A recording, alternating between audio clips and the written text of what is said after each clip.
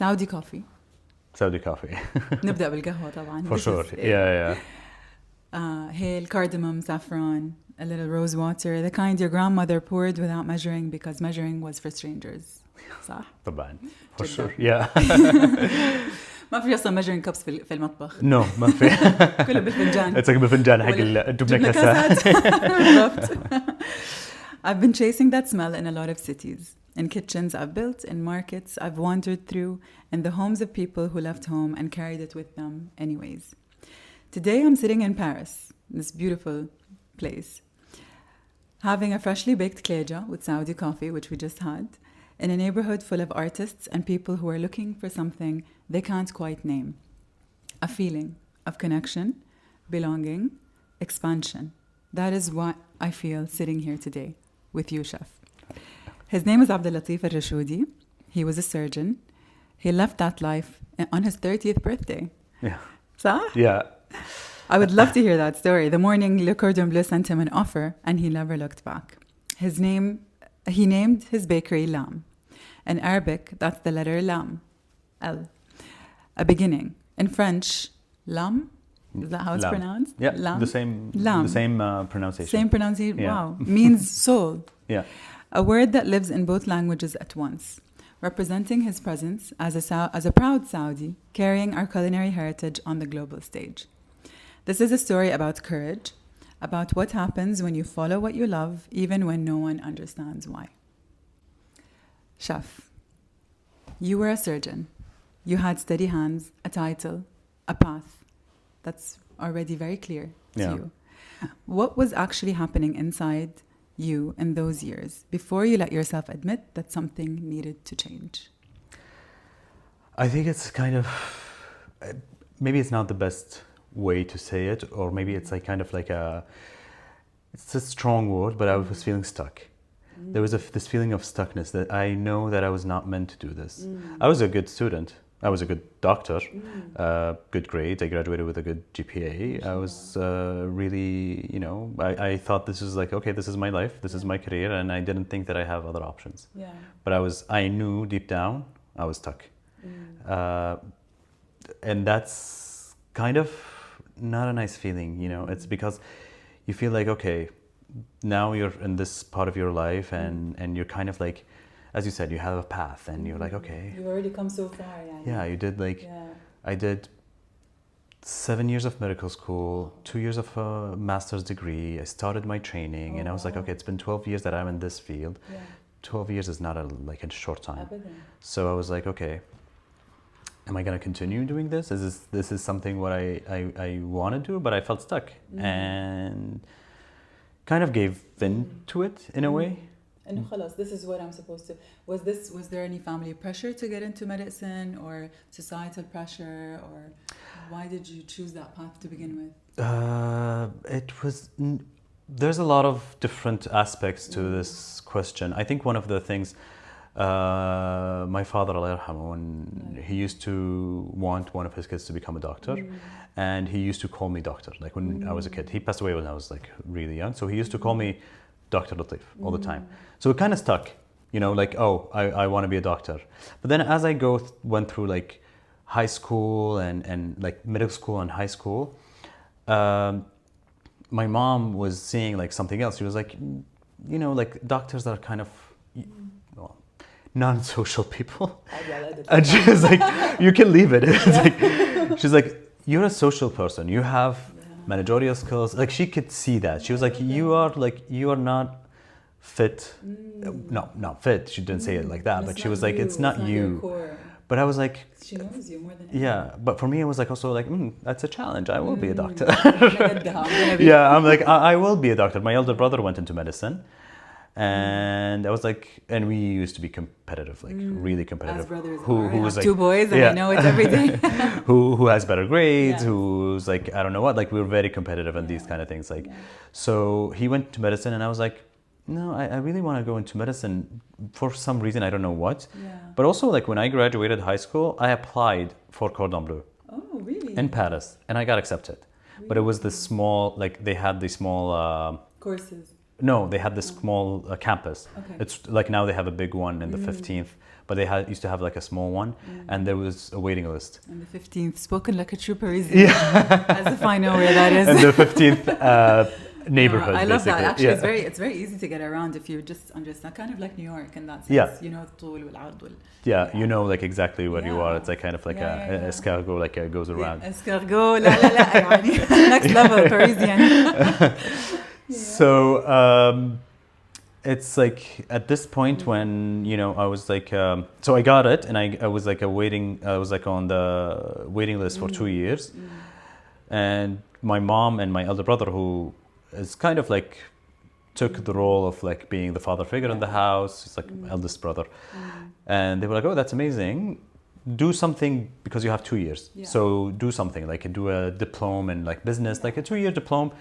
Don't like, what are you going to do like for 2 years? So do that. Like at least you have a diploma, and then you go and study like culinary arts. And in that time I went to the Ministry of Culture, and I asked them for a scholarship to go and study. And they were like, this is not part of our like, you know, the offering. We don't send people to study culinary arts. And my family were like, we will support you if this is like actually your dream and everything. But I was like, no, you know, I'm kind of this person like, no, I want to do this. I want to do something. Like I want to get a scholarship. I don't want to put pressure on my family. Like, you know, sometimes make it independent. Yeah. So I was like, I was accepted in medicine at the same time. So I was like, you know what? I also want to be a doctor. And I think it is a nice field, and it is interesting being a doctor or understanding medicine. Working in it is the problem. Like for me, it was not, you know, it's nice. It's science, very interesting. There's a lot of things interesting about it, you know, going into surgery, but working in it on a daily basis, that was where I was like stuck. That was what I didn't want to do. So it's after you graduated is when you changed, or you didn't graduate? No, I did finish my 7 years of, I have my like diploma, and then I went to Montreal and I did my experimental surgery masters, and then I started doing my residency. My residency is like when I'm like you're like working basically. Working and being specialized. Like I was like doing my residency in orthopedic surgery. So I was doing like all the, you know, everything that is bones related, the vertebral column, knees, hips, shoulders. Completely different. It's like, and it's nice. It's a nice, because, you know, you can see, you know, people like, because what's nice about that field is that you have like a really fast return. I wouldn't say like pastry, but you see the results. Like you have someone, you're saving lives, you're helping people. Like you have someone going into like surgery, like, you know, like a 70-year-old, you know, lady going in because she has problem walking, and then you fix her knee, and like 2 days later she's walking, you know, of course walking with crutches, but then she moves, you know, so it's very rewarding, you know. Exactly. So that was the part that I loved. And now you give people coffee and croissants, and that's rewarding. They're like, Yes, exactly. That's even faster, you know, like the dopamine reaction is like way faster. And a lot less, I guess, risky. Well, at the end, people eat you what you're doing. So also there's a risk, because like if they get like intoxication. Food safety and hygiene, very important. So that was like, you know, that was like a transition. Basically happened, Wow, I mean, it's a very courageous step, I would say. Tell me about the moment you decide, if there was a moment or like I would say a feeling. What was that leap? You know, just that one feeling of, oh my, you know what, I'm just gonna do it. Was it like, I'm gonna leave this behind and do cordon bleu, or is it okay, I'm gonna do both, and then it was a slow transition? So the thing is, I think life always waits for you to make a decision. Like if you're not decisive, you're not going to get... Things will just pass. Things will just, like, if you don't decide... That hit me hard. I am not the most decisive person. But it's true. You know, like when life is like, in my opinion, like, you know, and that's what I experienced, you know, because I knew that I was being stuck, but there was like one, like in my career, you know, I had to go to Canada, they came to France, and there was always like things that are out of my control in terms of like my training had to stop 3 times without me choosing. I wanted to continue, but it was something bigger than me. It was like the hospital doesn't have any more funding or تعكست basically. It kind of just so yeah, it was like stops on its blocks own. after blocks after blocks, and I was like still insisting that I'm gonna do that until the last block that I had, and I was like, okay, something that is, there is something like there's a message that I have to listen to. I have to be open-minded, you know. That's super important. That one sentence, I think, just to kind of tune in, especially in a busy world, Yeah, where we're always distracted in that sense, to really just stop and say, okay, there's a message I'm supposed to receive, so let me listen, right? Let me tune in to the intelligence and see what am I supposed to be doing. Exactly. Right? I think everyone has these pivotal moments in their lives, and it happens often. Yani, yeah, whether it's in career, whether it's in your personal life, whether it's in everything. I think it's really important to, you know, reflect on those moments and take that opportunity to find your peace, find your quiet, and it comes to you. You don't really need to look for it in that sense. Right? exactly. Like that's the thing for me. It was like, and in this moment when I was like, okay, this is not for me. Medicine is not for me. Yeah. I knew it. I decided before, you know, I was like, okay, now what? But I knew, like, took the first steps knowing that I am not supposed to do this for the rest of my life. I love pastry. So I was like, okay, I'll do pastry. I'll go back to my, you know, my dream basically that I had before. So it was here when I was like, okay, how? I don't know. Like, and that's the thing. That's what's the beauty of it. You know, you don't know. You don't need to know how. You just need to at least like say that I'm gonna do this or I'm gonna whatever, and then start planning, and then things happen sometimes way better than what you planned for, and that's how it happened with me, and that's why, you know, I believe in having an intention and having, like, you know, I wouldn't say just like a set goal, but just saying like, okay, so that's when I had like the last, let's say, block in my path. I was like, okay, I'm done. Redirection. Yeah, but I was still like employed. I had my job. I would like go to work, you know, on daily basis. But I was in like, Canada, right? no, that wasn't like that. I went back to Saudi, Riyadh. Okay. So that in that moment, I was like, okay, you know, that's it. I'm done. I'm gonna work just to figure out what, like. But I was not like, you know, I was. We were a big team, so I was doing like everything that is required of me. Of course, like I'm kind of a person who, like, when I work, I work. Yeah, responsibly. So, but I was like, okay, I'm kind of like checked out in a way. Like I'm leaving this, so it's only a matter of time. It's only a matter of time, and I know I'm trying to figure out my next steps.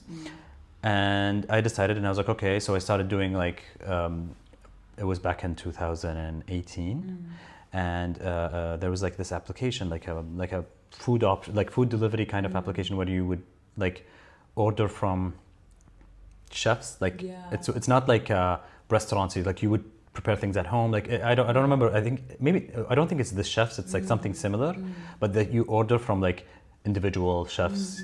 So is it prepped? حق رنين جودة?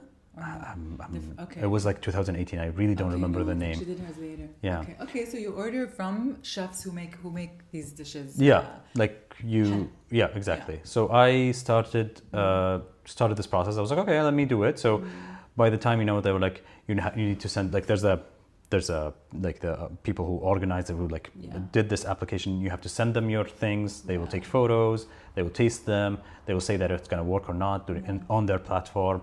So I did all these steps. You know, it takes some time, and I was like, okay. But like during the test, like I was like, you know, my friends were tasting, my family were tasting, and everyone was like, oh, this is amazing. Like, okay. What were you making? Like Paris-Brest, which is like a Paris-Brest. I was doing like apple tart, like it's a French apple tart with cheese. Like it was like really like simple stuff, but like really good ingredients, like things that are like at that time wasn't like really available in the market. And you brought something new to the and I was doing that like on my weekends, you know, like enjoying, you know, and doing all this, you know, doing kind of like having like a place outlet. Exactly. And you know, I was like, okay, I'm gonna do this. Okay, how am I gonna do this? Okay, I'm almost 30 at that time. I was like, okay, I'm gonna continue my job, you know, and then I'm gonna save money, and then I'm gonna be doing like going to Cordon Bleu, like in Paris, do like 3 months, come back, develop this platform Concept, more, like the working on this platform, and then have like save more money, go do the other 3 months, and keep on. Like that was like my idea. I was like, okay. Yeah.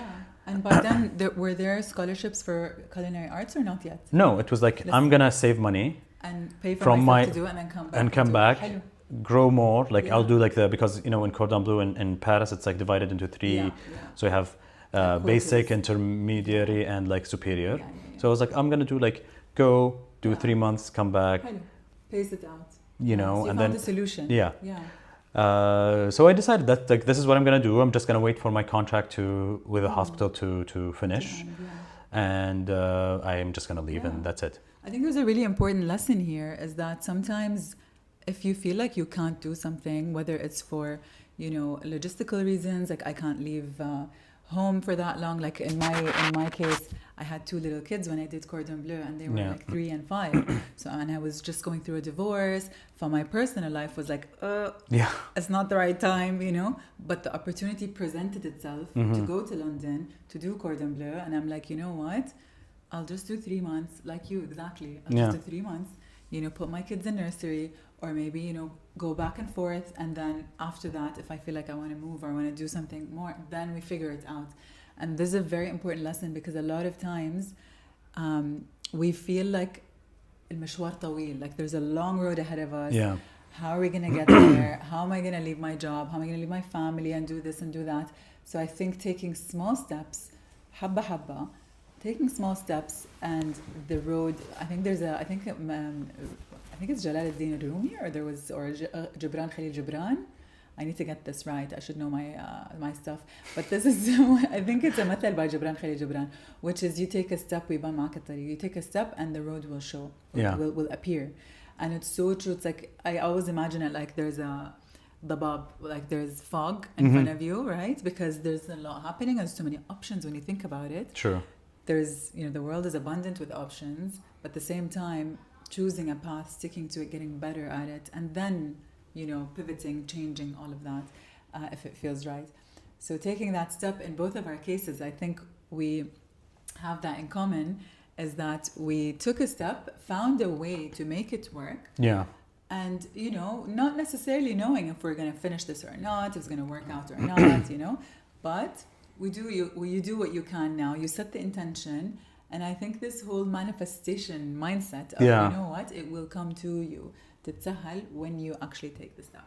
Exactly. So, because you cannot just like, you know, stop and say like, okay, once it shows itself, I will take it. It's like you have to be, you know, receptive of like that. And you'll be like, okay, I'm open to it. Show me, you know, show me what's like, what should I do? Because sometimes you just like, you really don't know. You're like, you feel like you're lost. So that was that was like a very important moment in my life, you know, because I was like, okay, and actually, like, I'm a stressful person. I'm someone who has like, I deal with stress, you know, like I have, you know, anxious, like throughout, you know, my medical like career, you know, I was like, you know, exam periods were the worst because, and the moment that I decided that, okay, I don't need to know what's happening, but this is a plan that I might or might not follow, like, that's when things like, I became like super, like, chill. I like no more stress. Of course I still have like stress because at the end of the day I am someone with a higher anxiety level than it's just learning how to deal with stress. And then it was at this moment, like, you know, when things started like, okay, and I started to have like more, you know, enjoying things more, you know, and then out of the blue, Out of the blue. Bloom, yeah. Bloom is nicer actually. Out of the bloom. Let's change it. Out of the blue, yeah. Out of the, like, I'm French now, so I don't know. I forgot my English. So out of the blue, like, I, like a friend of mine who I used to, like, she is a physical therapist at the hospital that I used to work at. She sends me a message. She's like, oh, Latif, like, you like cooking and this is where you want to go, right? I was like, yeah. She was like, oh, MISC Foundation, which is the foundation for Prince Mohammed bin Salman. It's like a non-profitable organization, and they opened their first scholarship for culinary arts. And I was like, oh wow, okay, this is جات من الله. Yeah, I was like, this is like, I was like, okay, when is it going to start? They said like it's going to start in July.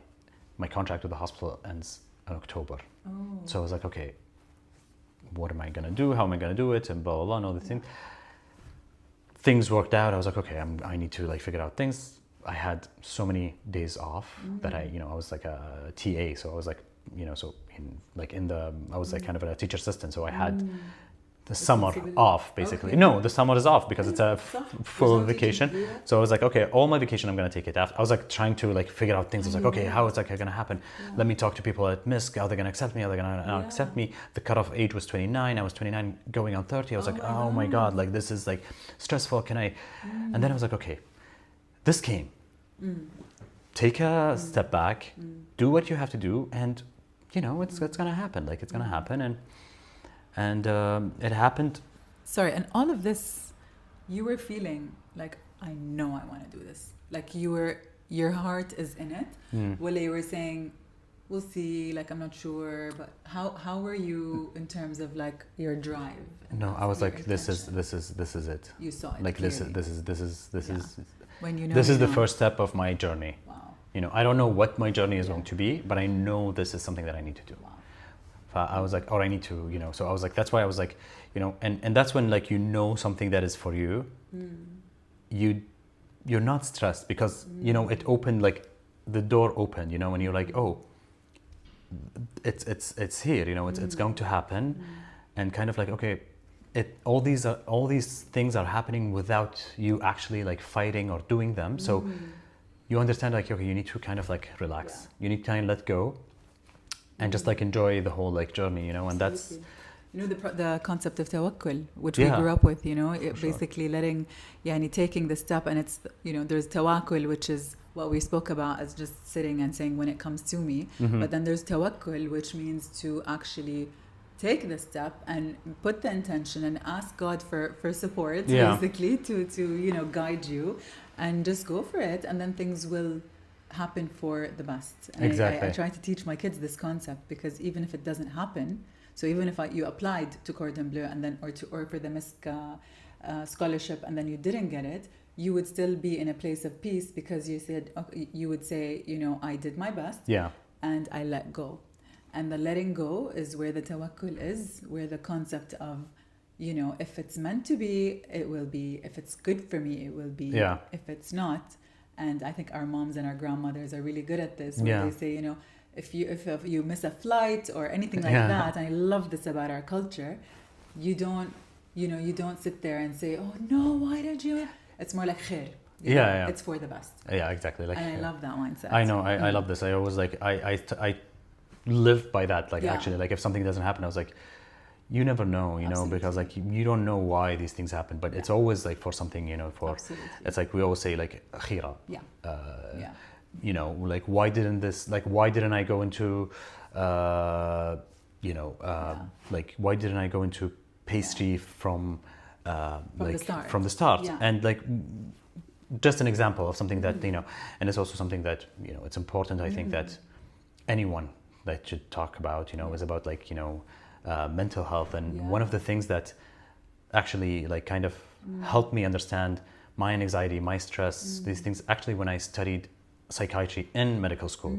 So I was like, and this really helped me, because like we didn't have this mental health culture in Saudi. So when I started understanding psychiatry, I started understanding why I have this level of stress and anxiety and all these things. It's normal. So I was like, if this is what I got from medicine, from the 12 years of medicine, just knowing it's worth it. That's worth it. Absolutely. Absolutely. So it helps you, and then you can also be there for others. Exactly. I think when we learn things, we become a vessel. If we think about it that way, and if we allow ourselves and if we trust ourselves enough, we become the vessel that actually carries this amana of information on to others, and you could actually save lives that way. I know. No, but it's like it's something that, because like I also like I did, like when I did my master's in Canada, my minor was like, I did my major in experimental surgery, my minor was psychology, because I love that. So I was like, there is this part of me also that even now, like I love like all these like psychological, like psychology kind of like talks and all these things. So I was like, maybe like all this like was part of that, maybe it will be part of my future, like it's not like, okay, now medicine is behind me and that's it, I'll never have anything. You know, sure.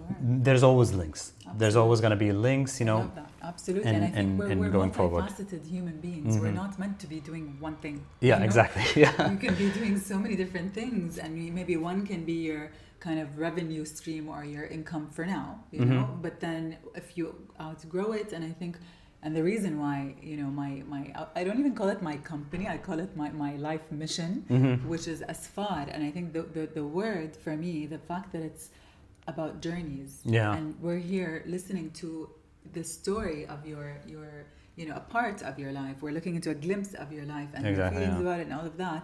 But then, you know, who knows if we're sitting here again in a couple of years, and then you're on a very different path, or I'm on a very different path. And I think it's so important. Yeah, I know. To flow. Exactly. And Yeah. not to box ourselves. Yani, we're so much bigger than to be, you know. That's what I believe. Like, you know, for me, I'm always like, you know, because now I'm in like pastry and I'm doing, but like I started as my career, like this career as a baker, you know, like a couple of years ago. Like it's not been a long time. It's like been 7 years. So I started as a baker, and now I'm a cafe owner. A cafe, like an entrepreneur, and like I rarely go into the kitchen, unfortunately. I love going into the kitchen, but I have so many other things that I'm doing that actually brings a lot of joy, meeting a lot of people, talking, and I'm like, this is what got me to this, you know, like bakery. I've never like expected myself to become, you know, someone who was like, oh, that talks, and I was like, okay, I'm gonna be, because I love sweets, you know, I'm such a sweet tooth. I love creation. And I was like, I can still be like, you know, doing creations and everything, but at the same time, you know, I do other things. But going back to cordon bleu, like that's when, so yeah, after I got this, after we got this, it was like, honestly, like it was like kind of like a dream come true. It was like, oh my God, this is amazing. You know, I applied, I did everything, I stopped. And this was on the morning of your 30th birthday, you were saying? Yes, it was during Ramadan. Wow. I remember like I woke up. Ramadan 2019. And it was like May. And I woke up and I was like, okay, it was like May 30th. I was like, okay, May 20th. And I'm 30 years old, and I look at my phone and I was like, oh, you're shortlisted, like, and I was Happy like, birthday. And I was like, what does shortlisted mean? And I go online and I was Is it like, yes or no? Is it a yes or a no? Or like, and then I call, like, you know, it's like Ramadan, nobody's working. And I was just like calling, what is like, what just, it's like, no, shortlisted means like you're in. Just like now we just need to like make sure that your visas are correct. I was like, oh my God, this is amazing. I write my resignation letter. I go to the hospital the next day and I'm like, guys, I'm sorry. They were like, you have like a couple of months left. I was like, I'm gonna submit my vacation, like my days.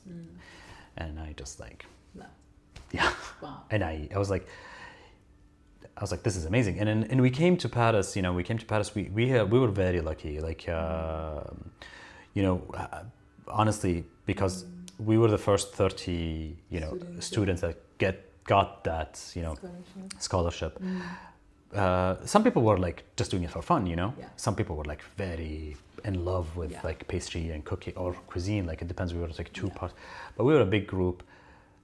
We were like treated like royalty. We had amazing salaries. You know, the because, you know, I think, you know, Saudi is changing, and you know, and the thing is, like Prince Mohammed, like he sees, you know, that this is very important. It's such an important thing. So, you know, he's like, okay, these people are gonna go, you know, out to kind of like represent the culture. So, you know, they need to get like also like, you know, they need to be, you'll say like happy and easy, like comfortable. So we got like really a lot of privileges, honestly. Like, and I'm so lucky because like after, you know, it was kind of like more restricted because like they were like, okay, now they have people like going to hospitality, now going to cordon bleu. So like the numbers are even, but it's more diverse. But in our, we were like the first 30 students going in kind of like cultural scholarships that didn't exist before us, kind of in a way. Like maybe there were like very limited things that happened, but in this field never. I mean, I know our fathers' generations used to have scholarships, but not in this type of, you know, creative arts, and they were more limited. So nowadays we're very lucky that we're able to, you know, basically choose from a large exactly, like a large pool of like all the different like kind of like you know domains that we can go into, and having that was like so like super nice, honestly. Like it was such a like, and coming to back to Paris, Paris has like, I love Paris. Yeah. Like, I mean, this was going to be my next question. Why Paris? Yeah. And I don't mean the obvious answer of like Paris and, the cordon bleu. And I mean, really, what does it offer you that you feel really kind of rooted in, connected to, and why? So when you graduated from cordon bleu, did you think, okay, I'll go back to Riyadh and open a bakery there? Or did you think, no, I want to represent my kingdom here because there's no other really Saudi coffee shop, I think, as far as I know, here. So how did you make that choice? The choice came, like, it's a long, I knew, like, the thing is, I felt like I like, because I lived in Paris before when I was doing my, like, medical studies and, like, my medical training. And...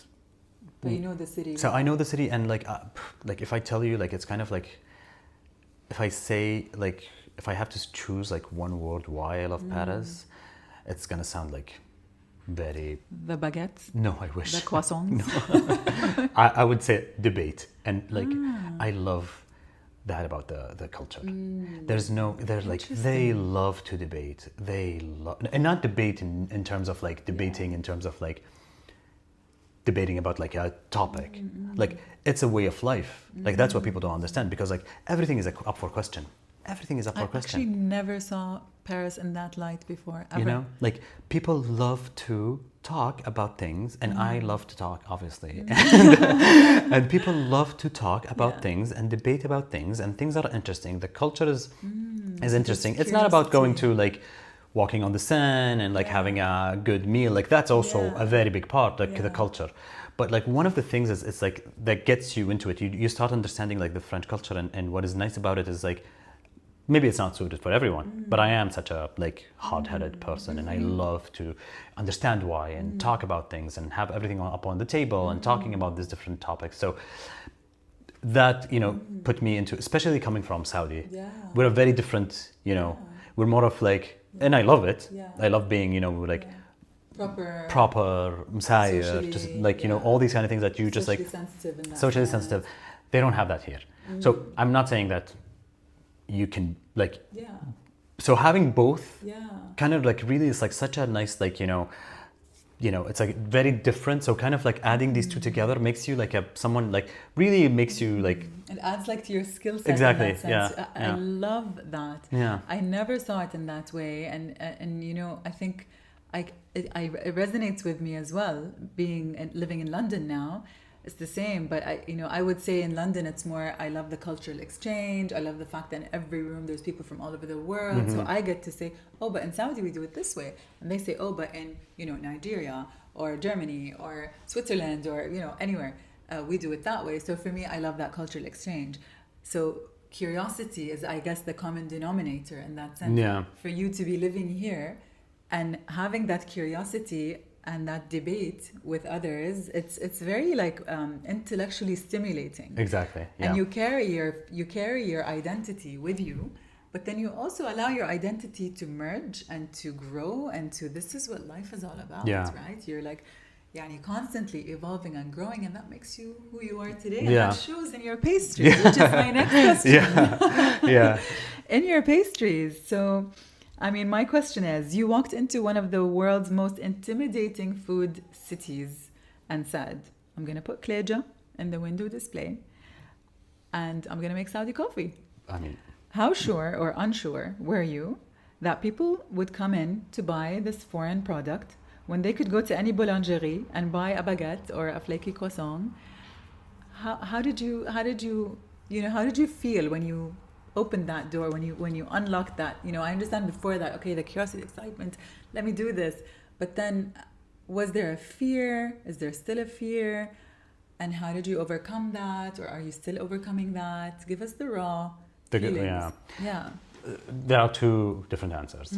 One answer that I publicly say that, I was like, I knew that it's like, I'm gonna, it's gonna work. Yeah. And there's, like, the fear. Yeah. The fear behind it, like, I was like, I don't know what I'm doing, like, how am I, like, seriously, like, what are you doing, like, I mean, what it's are, a very intimidating city when it comes to pastries. What are these, like, what is this, like, what are you doing, like, you have the biggest names in pastry in Paris, and, like, and they're not, like, they just have shops, they're there, like you meet the chefs, you talk to the chefs, you see them, and like, and people are like, and like artists, like they are artists. Like Cedric Rollet, yeah, like, yeah. and I was like, okay, but like, what do I have? What do I have differently? And what is like my strong point? I knew that I had flavor. I am not the most technical chef. Yeah, we're all learning. Yeah, like I'm not the most aesthetic Yeah. in terms of like, when you see like someone like Cédric Rollet, when you see someone like Michelak, like Pierre Hermé, like like Elan Ducasse, like they're very like. Yeah, but they've been in it for a very long time. But as well, that's not what I like or identify with. It's not your style. No, I'm more into like, give me flavor. Yeah. Like really, like Yeah. flavor that like, It hits home. Yeah. I mean, you walk into LAM, Yeah. it hits home. Yeah. Your date cake, oh my God. So even the klaija. Yeah. The klaija today we were having, I was, I bit into it and I could taste, like, I could see the big black layer. Yeah. Which is even better than the ones I buy back home, Yeah. because unless you buy it from someone who makes it at home, if you buy it, commercially, it's a very thin layer. So it's nice, it's crunchy, it's nice, but you don't get that like boom, the loomy, the cinnamon, the yum. Yeah. Oh my God. I wish I took some takeaway with me on the way back. I'll bring it, inshallah, next month.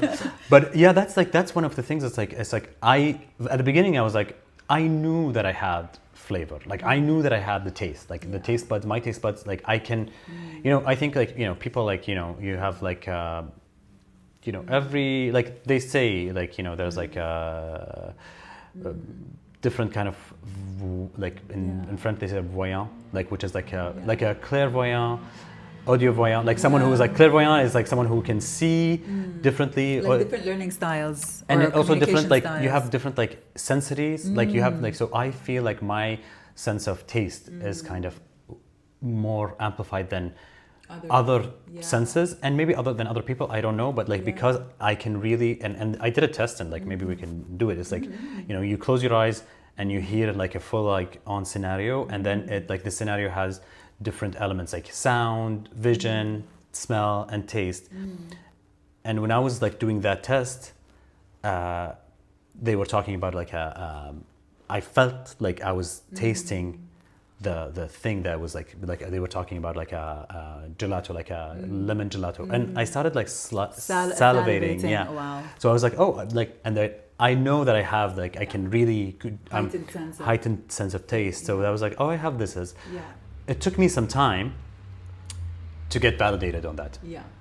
I had like a lot of people are like, oh, this is like, it was not a very easy like start. It took some time, it's my first business, But then flavor is, I mean, it's very relative for some, I could taste the klaija and say, oh my God, yum. Someone else could walk in and say, no, but it's to this or to that. Or Yeah. You cannot, it's very difficult exactly. to get everyone to like Yeah. And it's the same with fashion. It's the same with any other form of art and self-expression, and that's the beauty of it. People can like or not like it, and that's okay. But I think, as long as you have, you know what you're good at, that flavor is your strength in that sense, and you deliver it in in an amazing way, in a great way. And it's a work in progress always. To take that step, knowing that you have enough, but that you will learn. There's no other way to learn except by actually doing it. Exactly. Right? But especially like in today's like world, like where a lot of like people are like really concentrated on like Instagram and like TikTok, the aesthetics, and that's also a tough battle, because like you need to do something that is like, because you can do like a melting kind of cookie, and you will have a line of people that they will never return again because it's like average.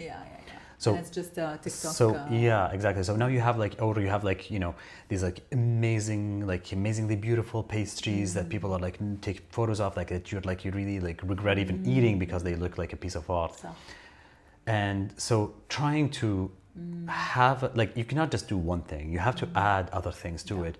I'm not gonna be doing these things because these are not my DNA, But at the same time, I still have things that like people can take pictures of, people can talk about. People are like, oh, this is interesting. And trying to have like a kind of like a nice ambience. Like people are like, oh, this coffee shop is really nice. This bakery is really nice. They have a different, setup. The pastries are different. They look different. They're not. Not like the others. They're not like the others, but at the same time, it's they love it because it is what it is, because and this takes work, this you need to convince people to come. Absolutely. Because like a lot of people don't go to pastry shops because they want to try pastries. A lot of people go to pastry shops because they want to take pictures and post it online, So we have to try to add something to. If it's not your pastry, at least the decor. If it's not, like you have to be, creative, and that's like that's a lot of the struggle where it comes from, like what can you do to get people in the door? Stand out, How do you stand out? Fair, and in the door and back.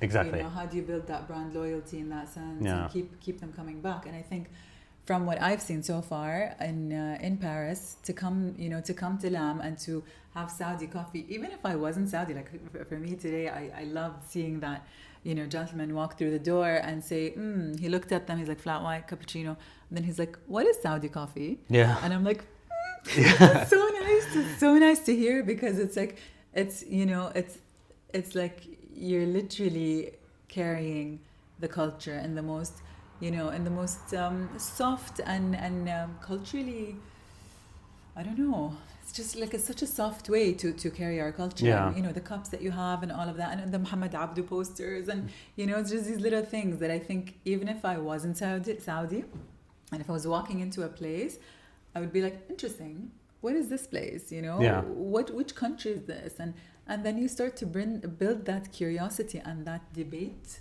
kind of that you. Yeah, exactly. Right? Like So it's super interesting how I think it comes to you naturally because you're just doing something that you enjoy, and I'm sure you put so much hard work in it. But you can see it evolving from the last time I was here to this time. I see the fine details also being fine-tuned. Yeah. Yeah, and I think there's a lesson here again, is that take the step. Slowly, you will perfect it, or not perfect, but you will keep on getting better and better. Yeah, no, exactly. And that's like one of like what we were talking about, like, when the guy came in today and he was like, what is Saudi coffee? Because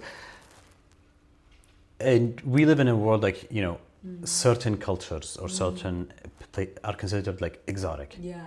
And, we're kind of like, there's like this kind of like modernization of everything, everything is modern kind of like, so when you go to a place, like even if you go to a coffee shop in Riyadh, or you go to a coffee shop in London or in Paris, there's like very like everything is the same, you have a coffee, La Morozoko coffee machine or Sayr or whatever, and you have the same seats. Extra hot oat flat white, please. So you have Guilty. So you have all these things that are very similar. So now it's like, for me, I was like, okay, how can I stand out in this field, because it's such an important thing. Second of all, how can I present my culture? The Japanese did a really good job with that. Like if you go like now, matcha is like everywhere, and like it's like, oh, I don't get it. But I mean, people love it. I understand. You're not there yet. I'm not. I drink it like from time to time. Mine is like very like. It's like a very fake matcha with like coconut milk and like I like it as matcha, but I don't want it to taste like matcha. Yeah, I don't want it to taste like matcha, but so I was like, how can I do the same? Because if I do like a Saudi restaurant, let's say, which I love Saudi food and I love traditional food, but like if you do a Saudi restaurant and it's like you do like Saudi plates or Saudi dessert, like really like have it like really traditional, for people it's going to be more of a am I in the mood to go for an experience? Yeah, try something that I don't know. Here it's like I'm gonna go get a coffee that I get every day. Habit, and then they enter and then they see, oh, it's a cookie, but it's a cookie with dates. But it's something more. It's something you start going into their daily, sneaking, exactly. And that's how you do it. That's the smart way of doing it. You don't go and like in your face.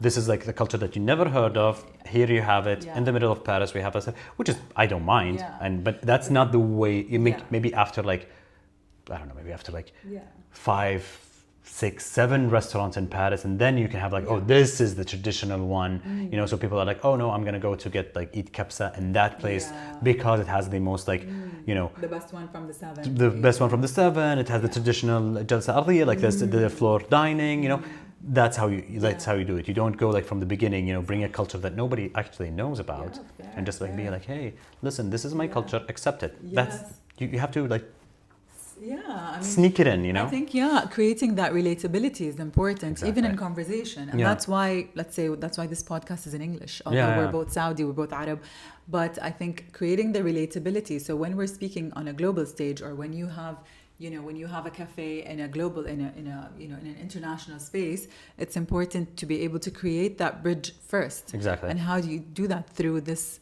connection, you know, you're speaking the language, you're there, you speak French, mashallah, and I'm interested to know how you learned. Was it like, did it come, because I was learning French since I was a child, and I just never got it. It's just, I don't know, maybe I'm like challenged, but but I think creating that bridge is very important, and that's how you get to people's hearts, really, and you get in there. And I think even when when I'm developing menus for events or for restaurants, whether it's in Saudi Arabia or abroad, it's, a percentage of that menu needs to be safe. Needs to be, your Caesar salad or your Greek salad, or something that, people are different, and some people prefer to order the safe option, especially if you're there and you're hungry. And you don't want to just, sometimes you just want the margarita, or like the pomodoro pasta or something, just something very easy, no decision, and that's why restaurants like L'Entrecôte is like really smart, right? You go, you just say medium rare or medium or whatever, however you like your meat, and that's it. And that's it. No other decisions need to be made. And I think sometimes, decision fatigue. Exactly. We've all been there. No, but it's like, that's one of the things, because like we have, like, if you go, like you've seen like lamb, so the first thing that you see from outside is the croissant. Relatability. So, immediately you're like, if I'm gonna go, and then majority of people that come in for a croissant don't get a croissant. Interesting. They're like, oh, what is this? Oh, okay, what is this? Okay, maybe actually we'll take something else, and that's what people come in for the croissants, they don't take it usually. And did you start with the croissants in the beginning, or did you start with Saudi product and then said, oh, maybe I should create that bridge, or did you already know this psychological kind of no, that was like that was present, like, from the beginning, you like that was but it took a lot of fine tuning, like there was a lot of changing, like the menu, like from the beginning, like now it's been 2.5 years, so the first couple of months it was like, people were coming in, we had a lot of like, feedback, but not about the flavor. It was never about the flavor or the taste or things like that, but like some things like, we used to do like, and it's also like, this is what you learn during like, we used to do like lemon habag tart. So it's like kind of like a French lemon tart, but with habag, like lemon and habag shway. So it's like, it was really nice. And I was selling it because it was like, everything was made at home, like in shop, we were doing everything. It was like, we have rent to pay, salaries, and all these things. So I was like selling it for like the same price as like you find in an actually pastry shop. And people were like, you just opened. We're not going to pay 5 or 6 euros for a tart.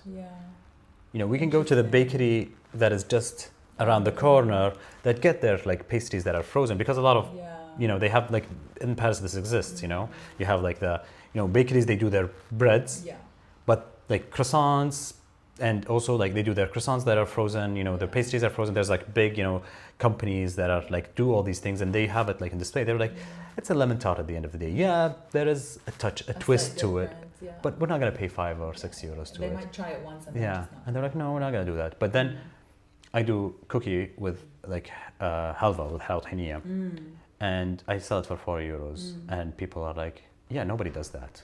We're gonna buy it for 4 euros. It doesn't cost me anything.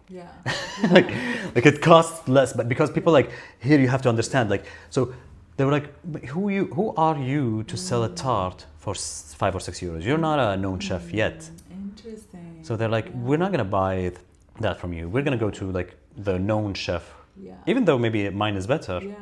And it's different. Maybe he has like a very regular, like, no, but like there's this kind of like, so this is something that you don't expect. This is something that you don't know before opening. And then when you open, you're like, oh, people come in and they're like, it's expensive for a tart. You're like, but it's like, still, it's a tart.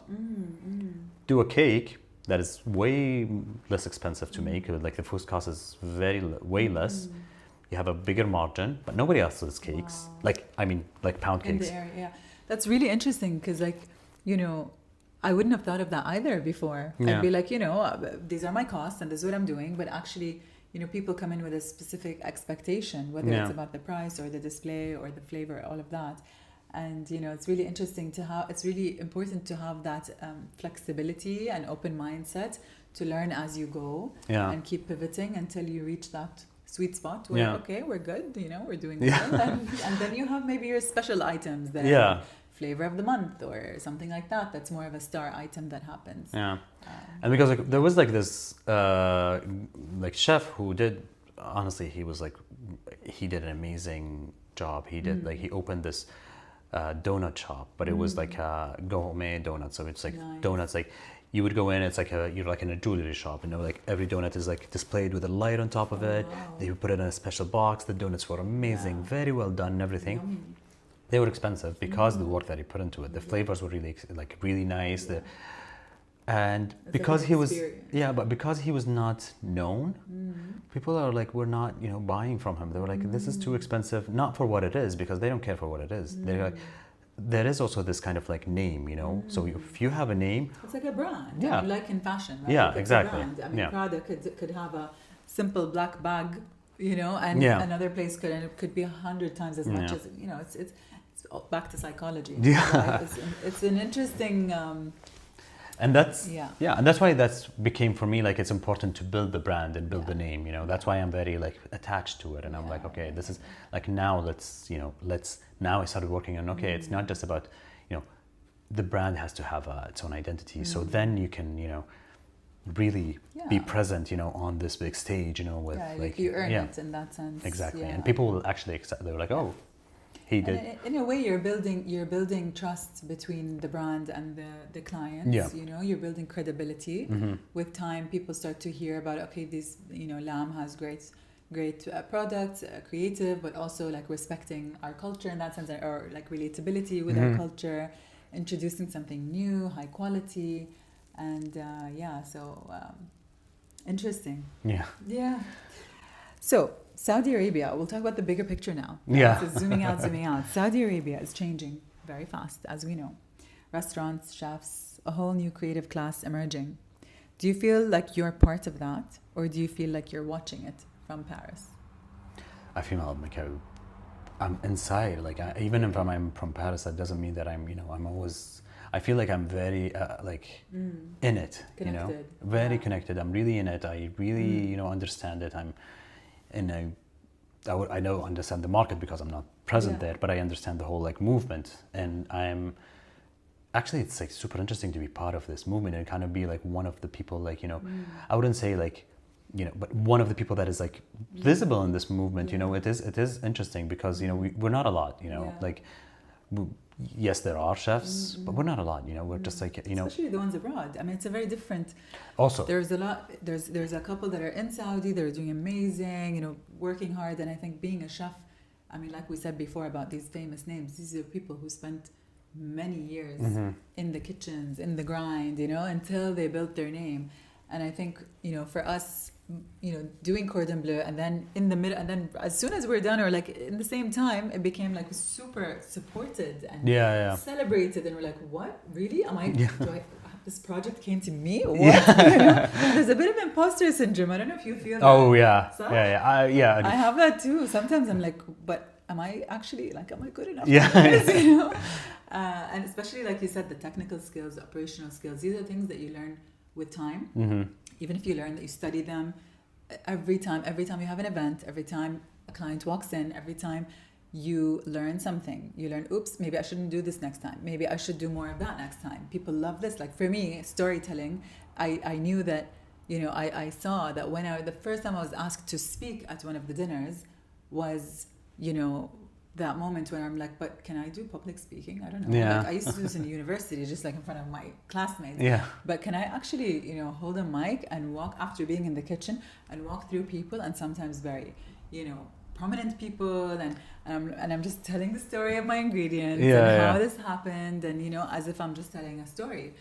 And then you start to build that confidence every time, you know, and say, actually, yeah. I can do this, you know? No, I see. Like, it's also like, I think it's because it's we think in a way that it's only about food, but like it's not just about food. There's so much more to it. Like even if you see it, like even when you see chefs like in Saudi, and you can see like there are people who do like chefing on like social media, but it's more about people who actually like the people who actually like succeed and like become more like, I wouldn't say just public figures, but become more like followed and people love them, are like people who have like something more than it's not just food, because there is something more to it. It's a whole character. Yeah, it's a whole character. It's your soul, like what you put into it. It's also like you're especially when you're doing something even like cultural, because especially when you're using like local ingredients or like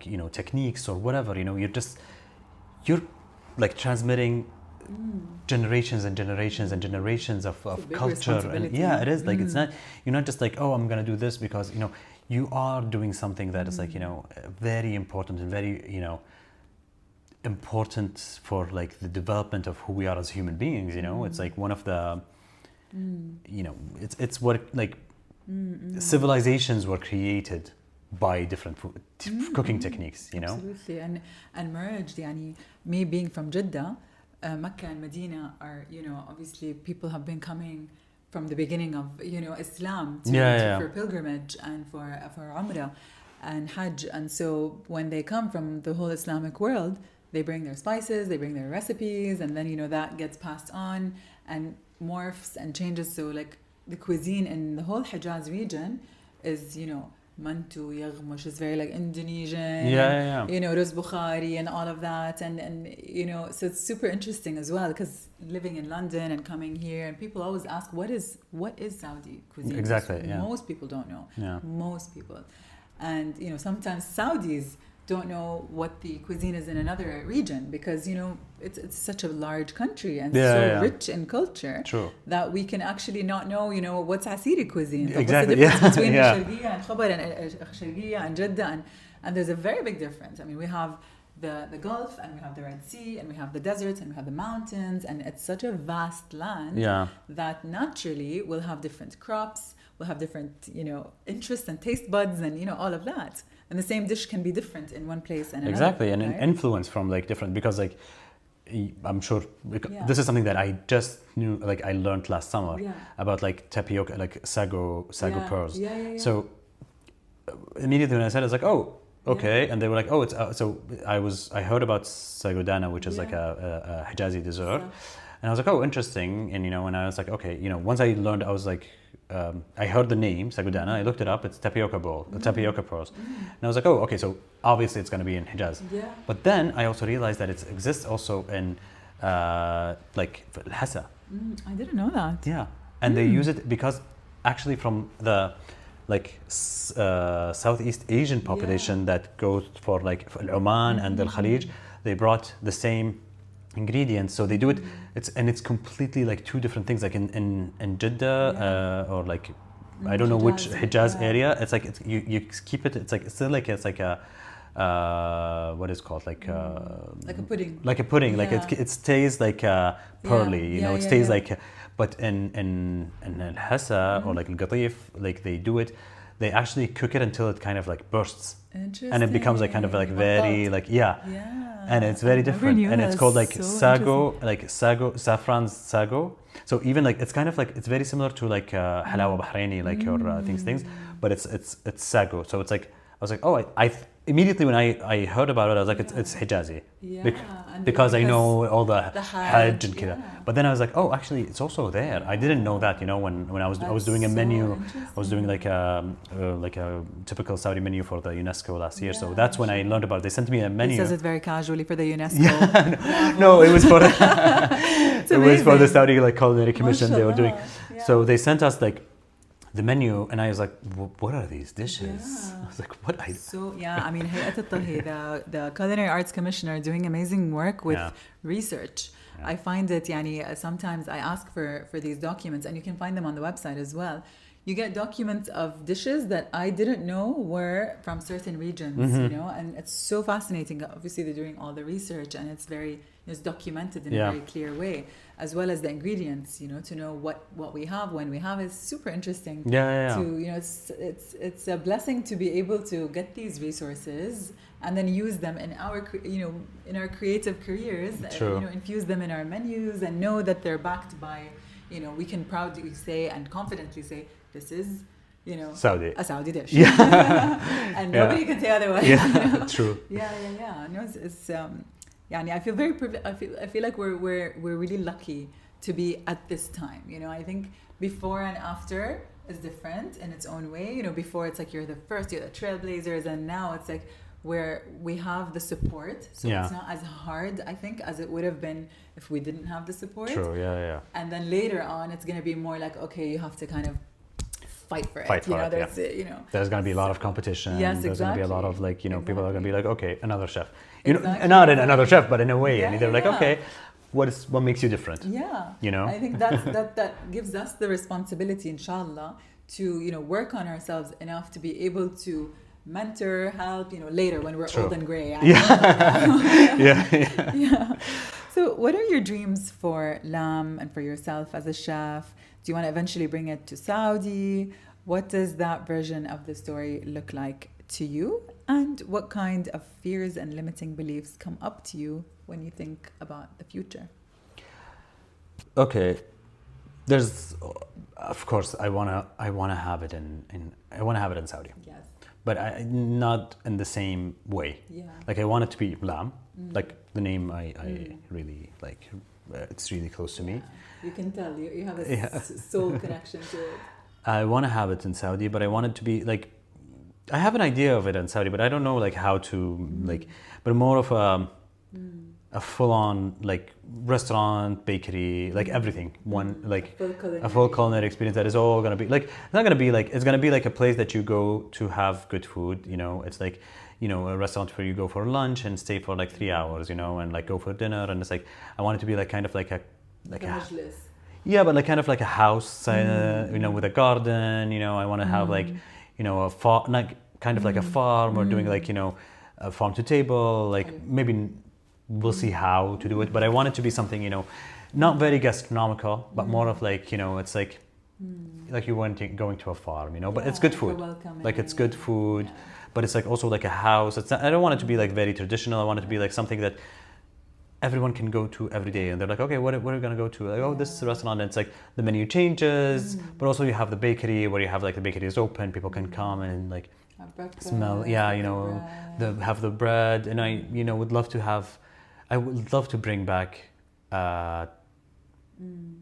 traditional bakeries to Saudi, like small bakeries, neighborhood bakeries. Like instead of like, we all have the supermarket bread. Every day. Like I know that we have like in our house, like if I go to my house, you have the toast and you have the samuli. Yeah, you have like these things like in plastic bags and like things like that, and that's very. One of the things that I see here in France is like it's very rare. Like it exists, like the toast and all, they exist, but most people, like when you say like get bread, you just pop into a boulangerie that is like mine is like 2 minutes walking, and I go there and I'm like, a tradition, like they call it a tradition. It's like it's not even a baguette. Like nobody says a baguette. If you want to be a really? French, you say thank you for the tip. What do you call it? Un tradition, like a tradition. A tradition. I never knew that. So it's actually not the same. It's actually smaller, and it's protected, and it's like it's very, you know, it's like everyone eats it all the time. It's something that you know, if you go to the bakery at like 5-6 p.m. there's a line of like people, and like people don't go, they go and get it because that's like they're gonna have for dinner, you know. They're gonna have it with their soup, they're gonna have it with anything like that, you know. Or sometimes in the morning people go grab it and like come back, you know, to have it with their breakfast, and it's like such a staple. And our culture, bread is a staple. We call it aish in Jeddah, like you live, exactly. It's your source of life. And it is a very staple like part of our culture, and it's like it's a staple food, you know, and it's closer to us than rice in terms of like if you look in, because there's rice is kind of like requires a lot of rain as well, and it's like it comes from India or Egypt or like, so it's not actually like local, Yeah, yeah, but the wheat is kind of like, yeah. so, Local, you know, it's very locally, it's locally grown, it's all these things. So I would love to have, you know, bakeries, local, help in developing that. I don't want to be the one who's like running them, you know, Yeah. but like help in developing that Yeah. for us to go back to, you know, our roots, you know, to have like The daily fresh the bread. daily fresh that bread. moment is like so much Yeah, pleasure. like that's the and thing. warm Like bread. imagine like you're going back from work. I'm gonna pass by the Or bakery. in the morning. Yeah. You wake up and you go. I once lived in a flat in London on top of a bakery, Yeah. and it was just obviously a lot. I probably gained a lot of weight that year, but it was the most joyous little thing, and you realize that we're such simple beings. We Yeah. actually these little moments, and I think that's why coffee is so popular. Yeah. It's this tradition, this day-to-day ritual that keeps you sane, keeps you focused. You feel like, you know, I have this under control. You know, my life is fine as long as I can do that one thing, whether it's, you know, people's daily matcha or tea or meditations or our prayers or our, like, tradition is a very important, or like ritual, I think, is a very important part of our human experience to keep us grounded, you know. And I think having, you know, your what do you call it? En tradition. Tradition. Just not En tradition. En tradition. Yeah, like En- one one tradition. the one tradition. Yeah, and maybe that's a good name for the Saudi bakery. I think to call it something like, you know, I don't know, something like in Arabic like taqalid or ada or something. Yeah, I think. Something along that line, because it's true, like having that day to day, you know, to wake up and have your bread is such a luxurious yet simple experience. Yeah, and that's, you know, that's one of the things that, you know, I love about, you know, in like it exists in like the food scene in Paris. Like, you know, I usually, you know, I do my grocery shopping once a day. Yeah. Or like once every 2 days. I don't do like bulk Yeah. and like go. So I don't, you know, I don't get everything from the supermarket. Bread from the bakery, meat from the butcher, So nice. and vegetables from the, you know, like from the supermarket. I get, unless I'm like super lazy, I'll go get everything Yeah, from the yeah. supermarket, or it's like late at night and like these they're shops are closed. Yeah. But usually I would like, I'm on my way, like really, like I walk down here, there's like a supermarket just like very close by. I go, I grab like, you know, some things, like if I want to do like a turkey sandwich, I get the turkey and the cheese from the supermarket, and as I'm coming back, I grab the bread, you know, and that's it, you know. And there is something to it, because like it's such an important like part of like your day, and it's such an like a really nice thing to do, you know, like you taste the difference, you know, because like when you eat a baguette, or like if you eat a bread from the supermarket, it's nice. Yeah. You're just kind of like, okay. Yeah. But if you eat it from a bakery, It has soul in it. yeah, and it's right? like it only has like 3 ingredients or like 4 ingredients. It's like salt, flour, water, and like leavening agents, or sometimes even not if they do it like sourdough, like, you know. So it's like you have only like, it's such a like basic thing. The experience of speaking to the baker, to the salesman, asking about your day, you know, these little moments, I think, go under the larger, you know, that warmth of hospitality, that warmth of human connection, especially in a world of like AI and computers, and a lot of people are on screens all day. And that's one of the nice things about our profession, is that, you know, if you're in the kitchen, if you're dealing with people, there's a lot of, you know, human interaction. But of course, the business side of it, you're in front of the screens and you're doing that as well, and it comes with it, and that's fine. Yeah. But I think that day to day, you know, I think that's something I'd love to hear your thoughts on.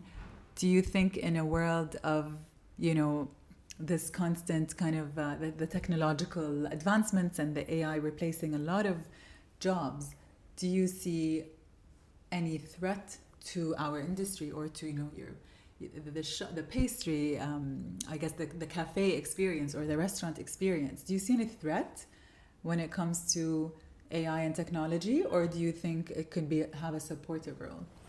I don't think there's like, you know, I'd like to be more like on the positive side, because I know regarding AI and like technology, there's a lot of like negativity, Fear, and people like in fear. yeah. It's helping a lot with a lot of things, like as we were talking, you know, Yeah. like with our emails, sometimes you're just like, you don't want to write it. Yeah, You're just like, it just replies. write it to me. Saves us a lot of time. I think there's going to be a lot of like advancement in that, and I think, you know, honestly, I think people who are open to these things are the people who are always like, because there's always like every technology that it is, people are like, no, like, you know, I think when electricity was like created, people were like, no, electricity, we're going to use only fire. Like the TV, like, when we were kids, yeah, remember? We don't want to say how old we are, but like when we were kids, it was like a television, a dish. yeah. So, you know, fighting like these things, normal. like, you know, but I think it's going to change. I don't think it's going to stay the same. Yeah. Like maybe there's going to be like, you know, you have, I don't know, like machines that, you know, do the recipes for you and they just like, but there is always going to be a human touch, you know, at the end of the day, you know, our, we need that. yeah, we need that. There's always going to be a human touch. It's going to change. Like a human touch is going to change from one way to another, you know, like that's it. Yeah. But it doesn't mean that it's going to be like not present. People are always going to need to eat. Yeah. People always want to enjoy food. Like it's not just going to be like, oh, I'm just eating, you know, for like, this was never the actually, like, you know, if you look at human civilization, it was never actually the point of eating. You know, eating was like, okay, you eat to, but like the cooking, the adding flavors, these things, you know, it changed.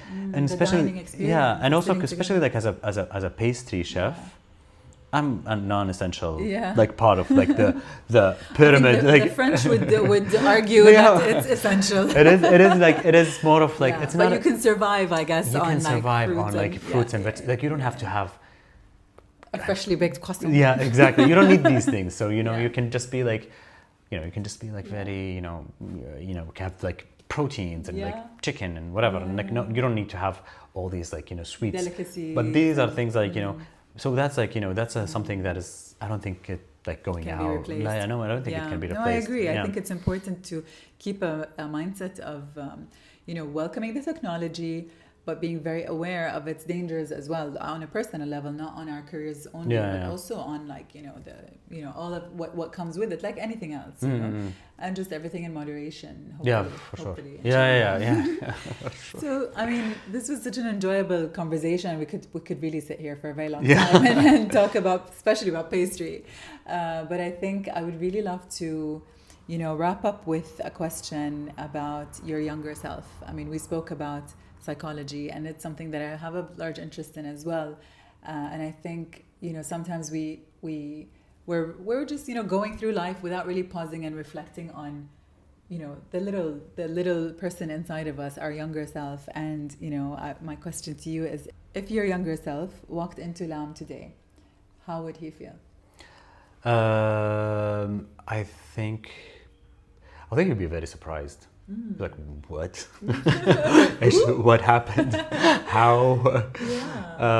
What would be the surprising element? Is it like the fact that you're there? Yeah, like I think it would be like I can't believe that we did it.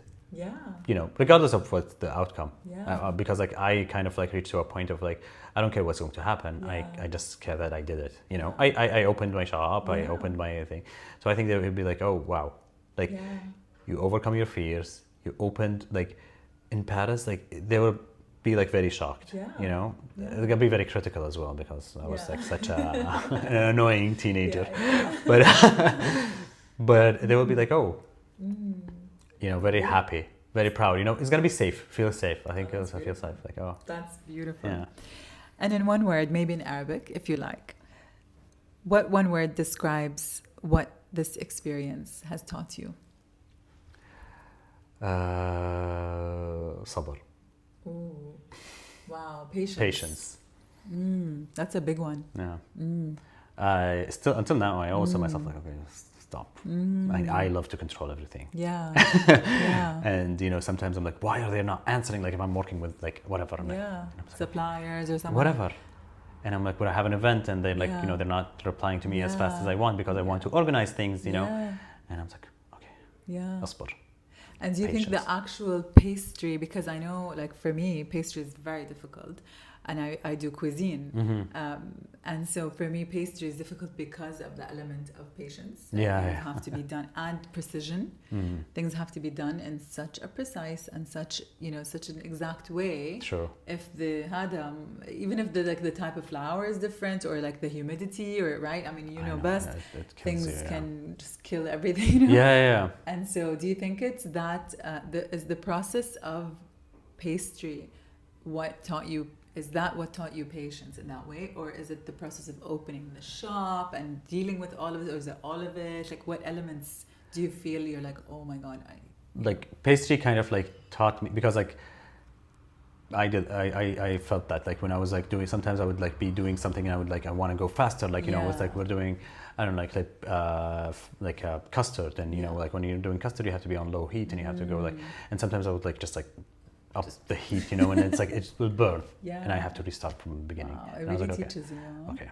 Yeah, like your neural pathways have like, to actually I'm like change. chill. Yeah. You have to take it slowly. Yeah. It's gonna take some time, but that's how you do it. So that kind of like one of the things that taught me patience for someone who is not that patient as in general. Like, you know, I'm trying to do like everything fast, and you know, so, and then also opening like the project and opening LAM. You know, I thought that I was gonna be like, you know, I was like, oh, I'm gonna like be like doing everything like from the beginning, from day one. I'm gonna be like, you know, dominating.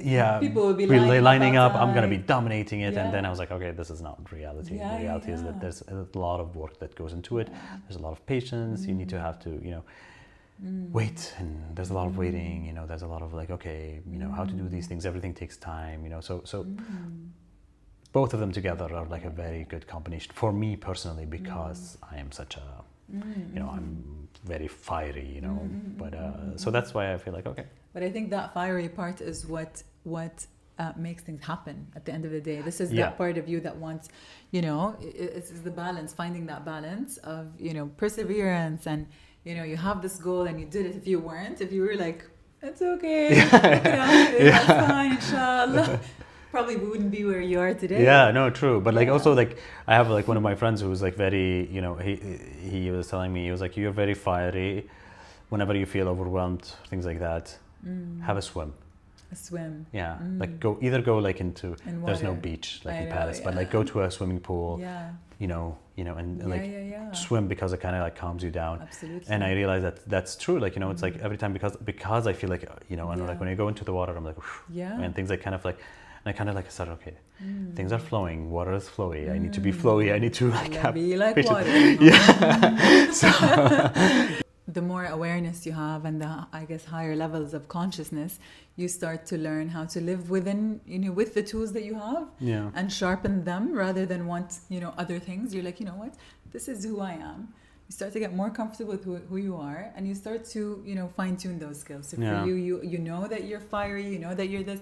And you learned how to use that rather than, you know, let that consume you. You're using it to your advantage, or to build your really, what a dream life right now, right? Yeah. MashaAllah, tabarakallah. It's, you know, you're designing a life, and this is the, I guess, the intention behind starting this podcast is to highlight people who inspire me personally, who have built and designed a life that isn't necessarily handed to them. You know, you took those steps, and it's important to really take a moment of appreciation. Really, sometimes we don't celebrate ourselves enough. You know, we think, you know, I'm doing this, but I'm not doing this enough, and I should do this, and maybe I shouldn't do this. But it's important to really take that moment right now, and even for our listeners, to really, you know, reflect on wherever you are today, even if you think you have no accomplishments, even if you think you should have done something different. Just to take that moment and say, wallahi, you know, look at where I am. Yeah, that's the thing. You have to always say, like, that's very important. You know, sometimes you get like overwhelmed with like what's happening in life, and absolutely. And it's normal, I think. We all go through it, but taking that moment is really important. And I'm here to appreciate you, really, and to say thank you for providing such a beautiful experience in Paris, and for inspiring me, and I'm sure a lot of other people who heard this episode today, to say, you know what, you know, it's there's another way to do things. There's a way for me to redesign my life. It's never too late, and it's never too early either. So thank you. Thank you for sharing your story. Thank you for coming, and so نشوفك inshallah. Hopefully, like soon. Yes, inshallah. I can't wait. LAM in London. We need Saudi coffee. We need your klaija, and I hope to see you all over the world. Inshallah. Yeah, for sure. Inshallah. Inshallah. Tawfiq, ya Rab. Thank you you very so much much. for being Thank here. you. Thank you.